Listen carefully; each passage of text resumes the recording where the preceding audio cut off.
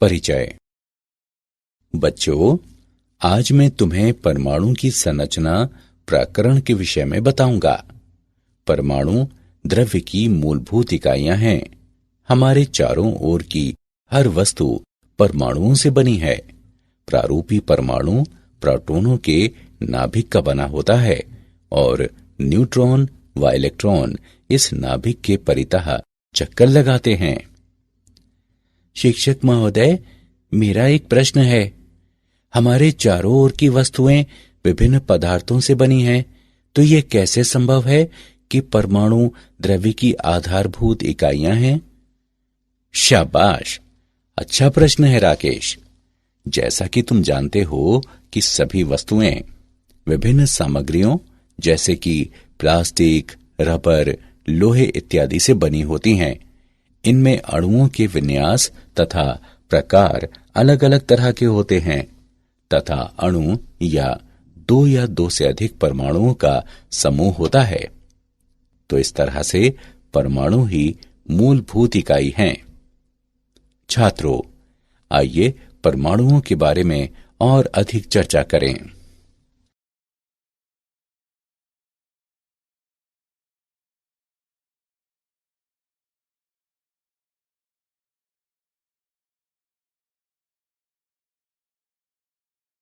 उद्देश्य। इस पाठ के अंत में आप निम्न करने में सक्षम हो जाएंगे।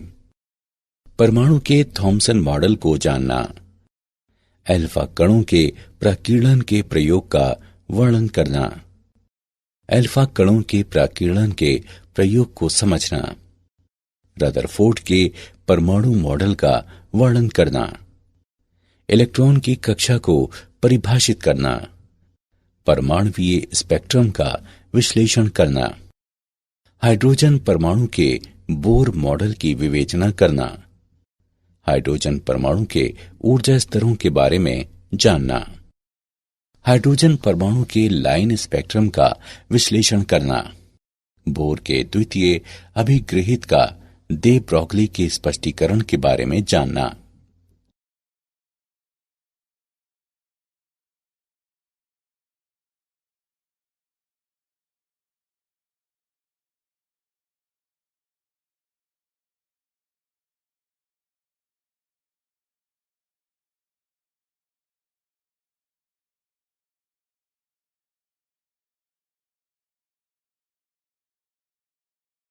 थॉमसन का परमाणु मॉडल।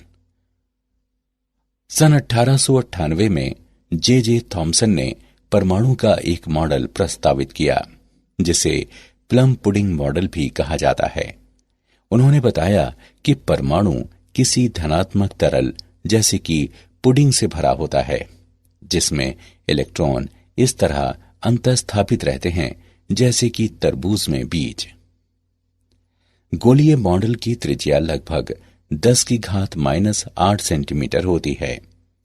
धनात्मक तरल पर कुल धनावेश समान होता है, जो इलेक्ट्रॉनों के ऋणावेशों द्वारा सममितिक रूप से संतुलित रहता है। लेकिन इस मॉडल को अस्वीकृत कर दिया गया क्योंकि यह मॉडल रदरफोर्ड द्वारा किए गए प्रयोगों के परिणामों को संतुष्ट करने में विफल रहा।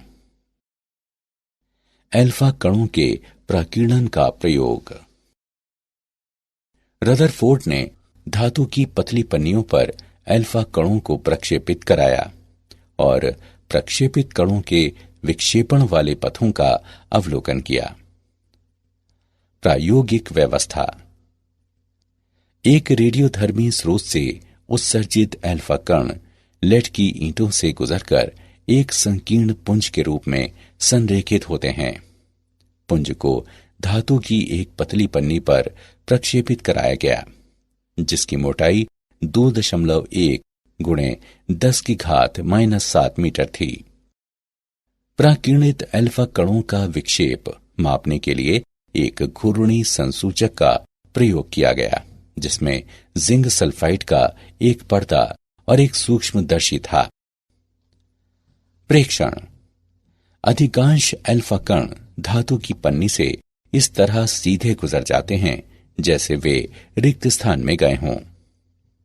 आपतित कणों में से केवल 0.14% ही 1 डिग्री से अधिक प्रकीर्णित होते हैं। इन कणों का एक छोटा अंश 90 डिग्री से बड़े विशाल कणों द्वारा प्रकीर्णित होता है, जिनमें से कुछ लगभग 180 डिग्री कोणों से प्रकीर्णित होते हैं। रदरफोर्ड ने निम्न मान्यताओं के आधार पर एक सिद्धांत विकसित किया। अल्फा कण और नाभिक बिंदु द्रव्यमान एवं आवेश होते हैं। अल्फा कणों तथा नाभिक के बीच केवल एक वैद्युत स्थैतिक प्रतिकर्षी बल कार्य करता है। अल्फा कणों की तुलना में नाभिक इतना भारी होता है कि ये उनकी अन्योन्य क्रिया के दौरान गति नहीं करता।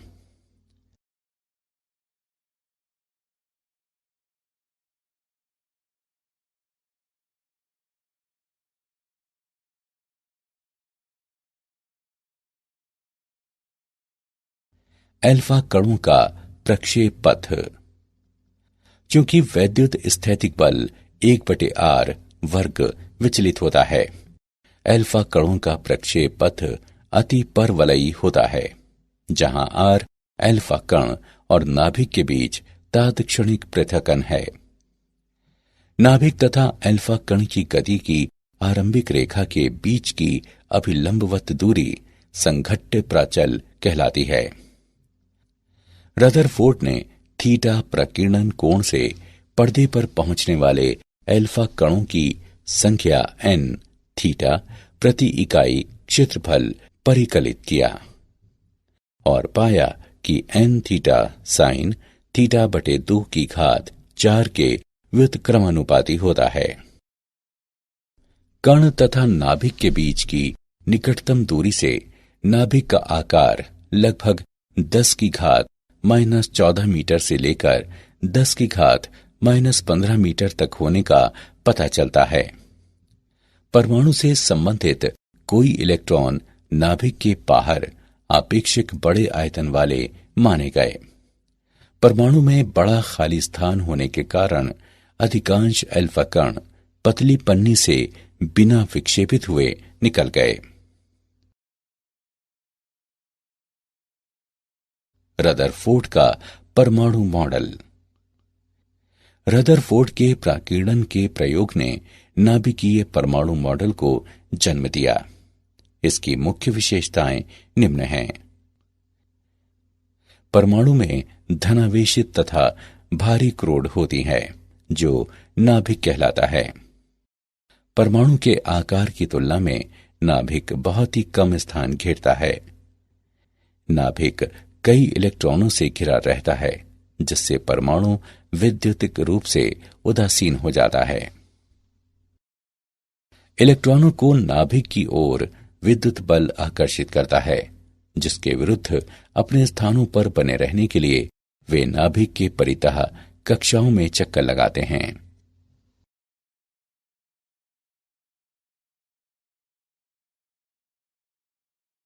इलेक्ट्रॉन की कक्षाएं।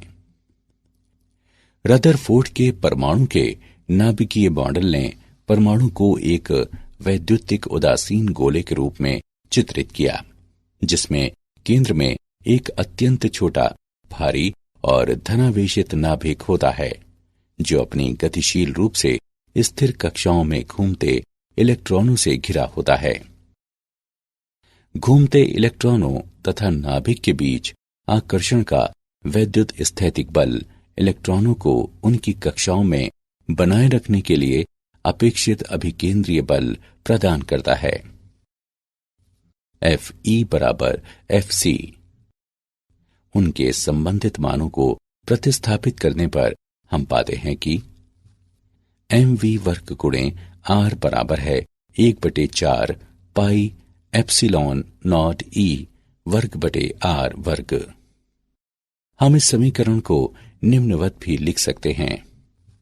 r बराबर e वर्ग बटे 4 पाई एप्सिलॉन नॉट mv वर्ग। हाइड्रोजन परमाणु में इलेक्ट्रॉन की गतिज ऊर्जा एवं वैद्युत स्थैतिक स्थितिज ऊर्जा निम्नानुसार व्यक्त है। K बराबर 1/2 mv वर्ग बराबर e वर्ग बटे 8 पाई एप्सिलॉन नॉट r तथा u बराबर माइनस e वर्ग बटे 4 पाई एप्सिलॉन नॉट r। अतः एक हाइड्रोजन परमाणु में इलेक्ट्रॉन की कुल ऊर्जा निम्न होगी: E बराबर k प्लस यू, जो माइनस ई वर्ग बटे 8 पाई एप्सिलॉन नॉट r के बराबर है। इलेक्ट्रॉन की कुल ऊर्जा ऋणात्मक है। इसका अर्थ है कि इलेक्ट्रॉन नाभिक से बंधा है।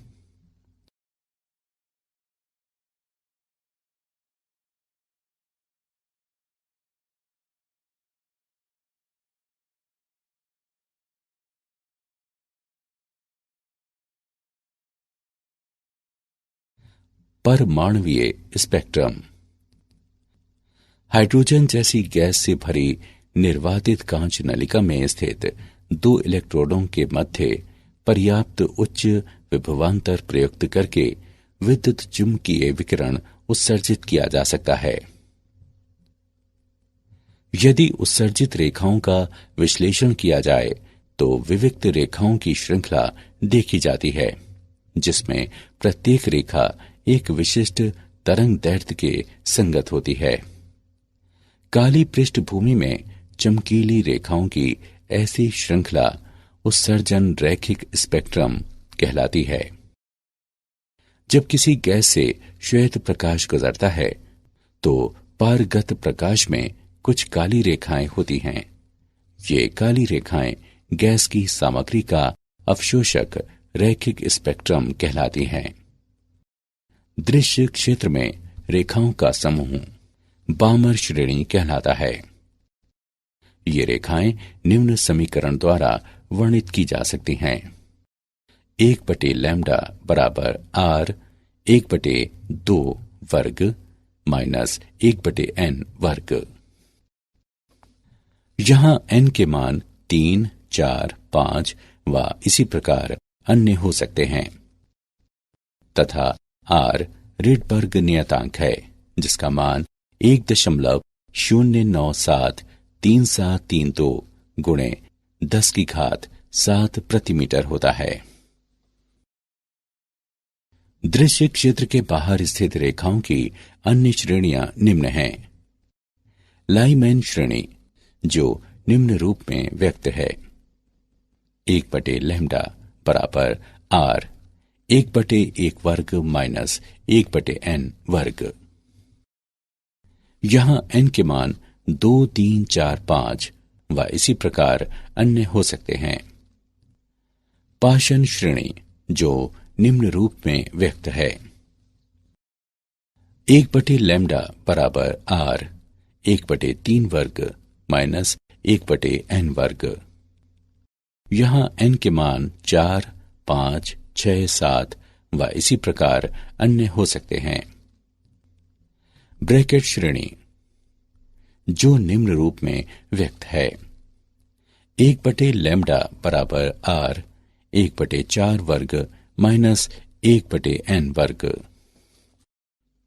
यहां n के मान 5, 6, 7, 8 व इसी प्रकार अन्य हो सकते हैं। फंड श्रेणी, जो निम्न रूप में व्यक्त है: 1/लैम्डा बराबर r 1/5 वर्ग माइनस 1/n वर्ग। यहां n के मान 6, 7, 8, 9 व इसी प्रकार अन्य हो सकते हैं।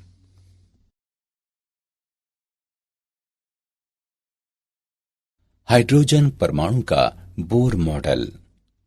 परमाणु के बोर मॉडल के मूल अभिगृहित निम्न हैं: इलेक्ट्रॉन नाभिक के परितः कूलॉम बल के प्रभाव में विशिष्ट वृत्तीय कक्षाओं में घूमता है, जो स्थैतिक कक्षाएं कहलाती हैं।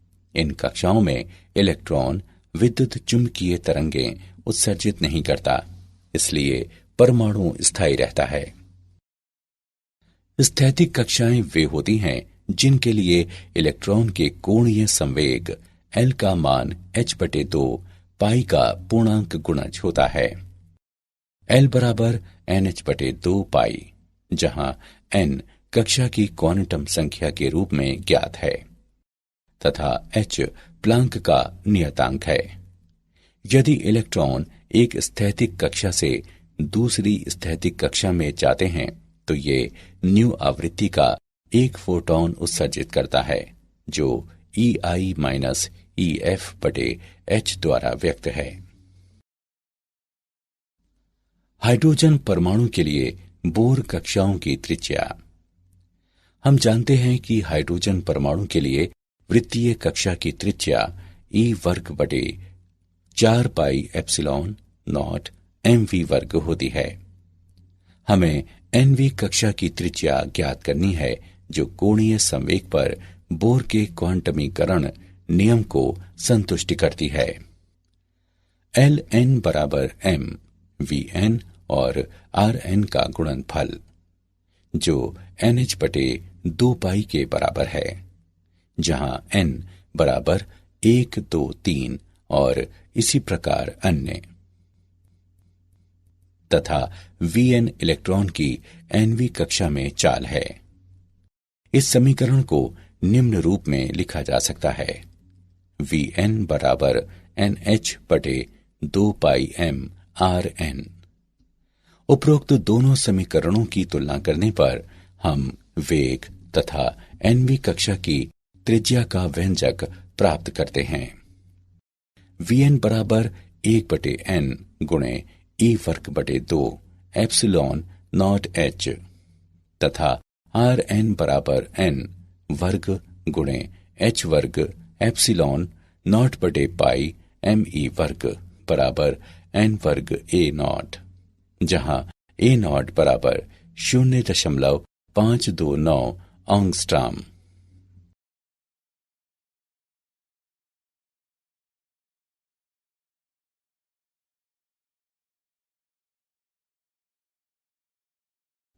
हाइड्रोजन परमाणु के ऊर्जा स्तर। हम जानते हैं कि हाइड्रोजन परमाणु की कुल ऊर्जा इलेक्ट्रॉन की गतिज ऊर्जा तथा नाभिक के कूलॉम क्षेत्र में इसकी स्थितिज ऊर्जा का योग होती है। En बराबर माइनस E वर्ग बटे 8 पाई एप्सिलॉन नॉट Rn। इस समीकरण को निम्नवत भी लिखा जा सकता है। En बराबर me की घात 4 बटे 8 एप्सिलॉन नॉट वर्ग n वर्ग h वर्ग, जहां E नॉट बराबर me की घात 4 बटे 8 एप्सिलॉन नॉट वर्ग h वर्ग।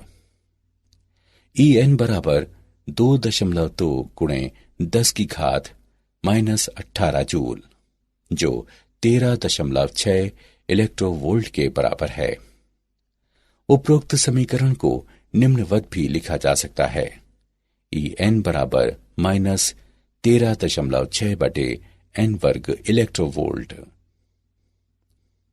इन समीकरणों द्वारा वे निर्दिष्ट ऊर्जाएं हाइड्रोजन परमाणु के ऊर्जा स्तर कहलाती हैं। ये स्तर ऋणात्मक रूप से इंगित करते हैं कि हाइड्रोजन परमाणु एक आबद्ध निकाय होता है। न्यूनतम स्थैतिक ऊर्जा अवस्था, जो कि तलस्थ अवस्था भी कहलाती है, n बराबर 1 के संगत होती है और इसकी ऊर्जा E1 बराबर माइनस 13.6 इलेक्ट्रोवोल्ट होती है। अगली अवस्था, जो कि प्रथम उत्तेजित अवस्था कहलाती है, n बराबर 2 के संगत होती है तथा इसकी ऊर्जा E2 बराबर माइनस 3.4 इलेक्ट्रोवोल्ट होती है तथा इसी प्रकार आगे अन्य अवस्थाएं होती हैं। क्वांटम संख्या बढ़ते जाने के साथ संगत ऊर्जा शून्य के निकट आती जाती है। परमाणु की तलस्थ अवस्था से मुक्त होने के लिए इलेक्ट्रॉन द्वारा आवश्यक न्यूनतम ऊर्जा परमाणु की आयनन ऊर्जा कहलाती है। अतः हाइड्रोजन परमाणु की आयनन ऊर्जा 13.6 इलेक्ट्रोवोल्ट होती है। उदाहरण। आइए बोर के हाइड्रोजन परमाणु मॉडल का एक उदाहरण देखें। बोर के हाइड्रोजन परमाणु की तलस्थ अवस्था में इलेक्ट्रॉन द्वारा उत्सर्जित विकिरण की न्यूनतम से अधिकतम तरंगदैर्ध्य का अनुपात ज्ञात करें। आइए इसका हल देखें। इलेक्ट्रॉन दो ऊर्जा स्तरों N1 और N2 के बीच पारगमन के संगत विकिरण ऊर्जा 13.6 गुणे 1/N1 वर्ग माइनस 1/N2 वर्ग इलेक्ट्रोवोल्ट होगी। E न्यूनतम है जहां N1 बराबर 1 और N2 बराबर 2। E न्यूनतम बराबर है 13.6 गुणे 3/4 इलेक्ट्रोवोल्ट। E अधिकतम है जहां N1 बराबर 1 और N2 बराबर अनंत। E अधिकतम बराबर 13.6 इलेक्ट्रोवोल्ट। अब E न्यूनतम एवं E अधिकतम का अनुपात लेने पर हम पाते हैं कि E न्यूनतम बटे E अधिकतम बराबर 3/4 या लैम्डा न्यूनतम बटे लैम्डा अधिकतम बराबर 3/4। अतः बोर के हाइड्रोजन परमाणु की तलस्थ अवस्था में इलेक्ट्रॉन द्वारा उत्सर्जित विकिरण की न्यूनतम से अधिकतम तरंगदैर्ध्य का अनुपात 3:4 होगा।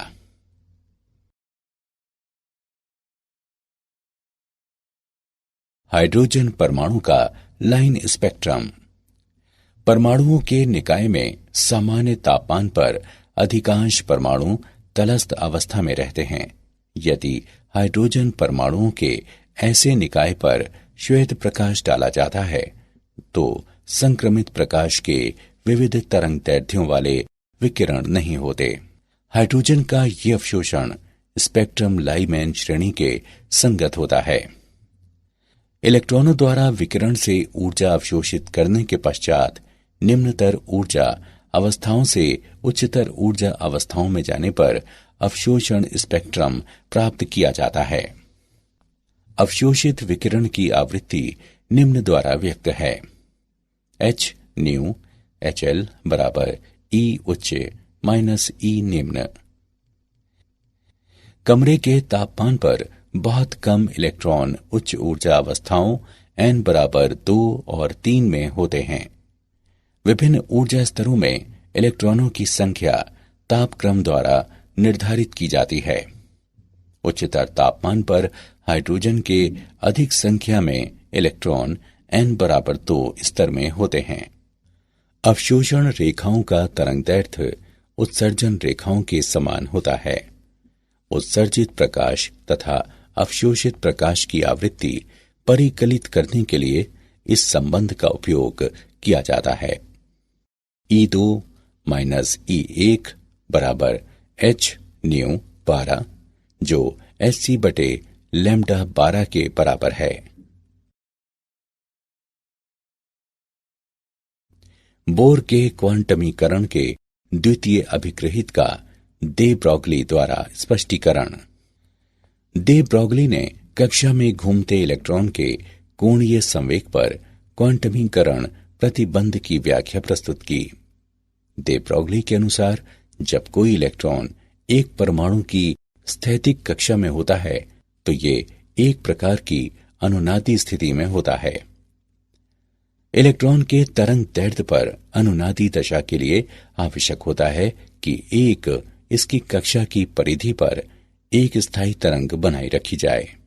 अतः इलेक्ट्रॉनों की कक्षा की परिधि में इसके दे ब्रॉगली तरंग दैर्ध्य की एक पूर्णांक संख्या होती है। 2πr बराबर n लैम्डा, जहां n बराबर 1, 2, 3 इत्यादि। m द्रव्यमान तथा v चाल वाले इलेक्ट्रॉन के लिए दे ब्रॉगली तरंगदैर्ध्य h बटे mv होगा। इसे इस रूप में लिखा जा सकता है mvr बराबर nh बटे 2π। ये बोर का कोणीय संवेग क्वांटमीकरण प्रतिबंध है।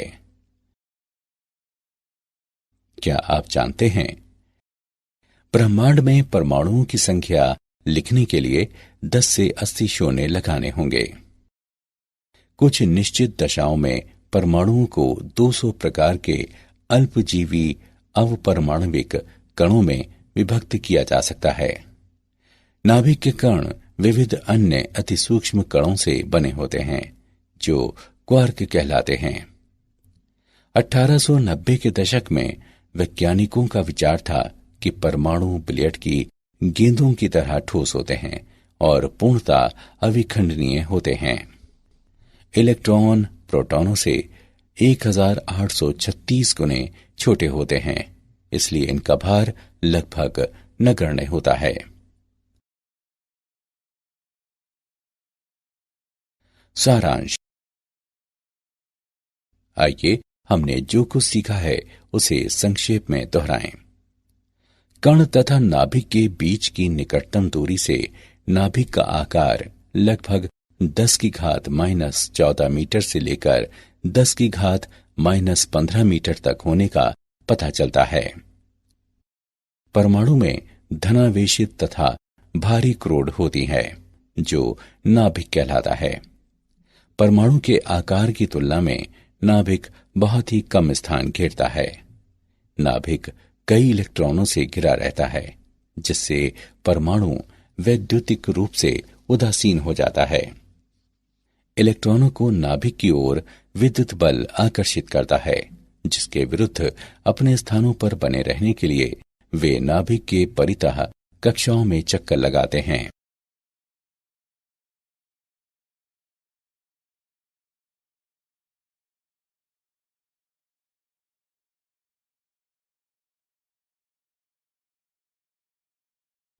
जब किसी गैस से श्वेत प्रकाश गुजरता है तो पारगत प्रकाश में कुछ काली रेखाएं होती हैं। ये काली रेखाएं गैस की सामग्री का अवशोषण रैखिक स्पेक्ट्रम कहलाती हैं। इलेक्ट्रॉन नाभिक के परितः कूलॉम बल के प्रभाव में विशिष्ट वृत्तीय कक्षाओं में घूमता है, जो स्थैतिक कक्षाएं कहलाती हैं। परमाणु की तलस्थ अवस्था से मुक्त होने के लिए इलेक्ट्रॉन द्वारा आवश्यक न्यूनतम ऊर्जा परमाणु की आयनन ऊर्जा कहलाती है। इलेक्ट्रॉनों द्वारा विकिरण से ऊर्जा अवशोषित करने के पश्चात निम्नतर ऊर्जा अवस्थाओं से उच्चतर ऊर्जा अवस्थाओं में जाने पर अवशोषण स्पेक्ट्रम प्राप्त किया जाता है।